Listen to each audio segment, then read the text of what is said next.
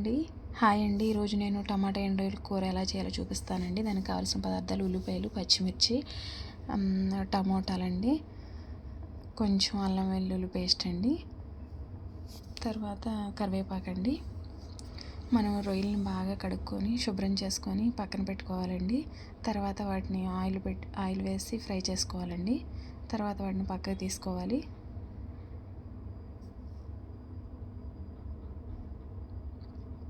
తర్వాత కొంచెం oil extra add చేసి జీరా అండ్ మస్టర్డ్ సీడ్స్ యాడ్ చేసి తర్వాత పచ్చిమిర్చి, ఉల్లిపాయలు యాడ్ చేయాలండి.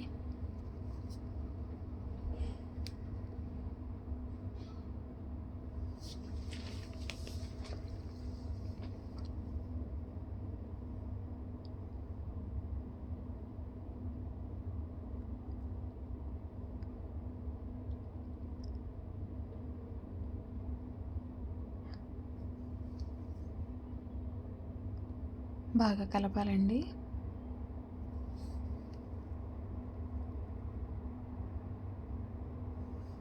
తర్వాత కొంచెం పసుపు, కొంచెం ఉప్పు వేయాలండి. వాటిని బాగా కలుపుకోవాలండి.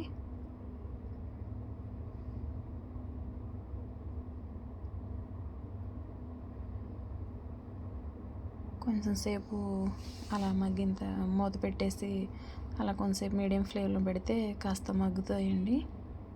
మగ్గిన తర్వాత జింజర్ గార్లిక్ పేస్ట్ యాడ్ చేయాలండి. యాడ్ చేసి అది పచ్చివాసన పోయేదాకా ఫ్రై చేసుకోవాలండి.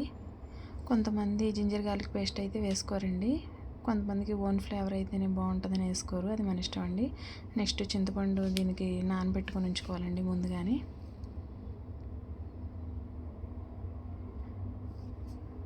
నెక్స్ట్ టమాటా యాడ్ చేసుకోవాలండి.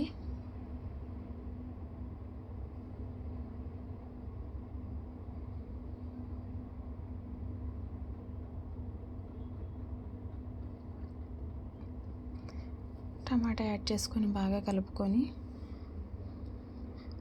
కొంచెం సేపు మూత పెట్టి లో టు మీడియం ఫ్లేమ్లో మగ్గించుకోవాలండి. నెక్స్ట్ మనం ఫ్రై చేసుకున్న ఎండ్రాయిలు ఉన్నాయి కదండి, అవి ఇప్పుడు కాదండి, ఇప్పుడైతే ఉప్పు కారం యాడ్ చేసుకోవాలండి.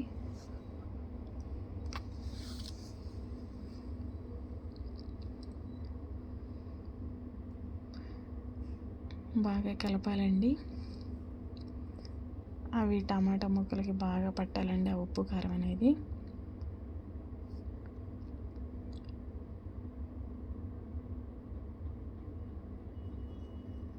తర్వాత మనం ముందుగానే నానబెట్టుకున్న చింతపండు పులుసు అయితే తీసుకోవాలండి.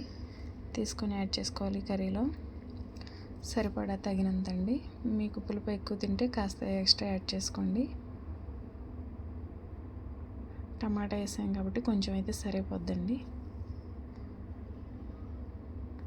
అట్లా బాయిల్ అవుతూ బాగా మరగనివ్వాలండి దాన్ని, ఆ పులుసు అనేది.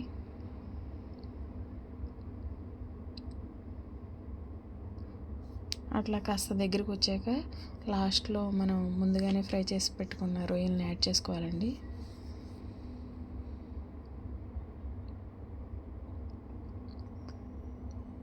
బాగా కలిపేయాలండి. అట్లా కలిపేసి దగ్గరగా అయ్యేదాకా ఉంచుకోవాలండి.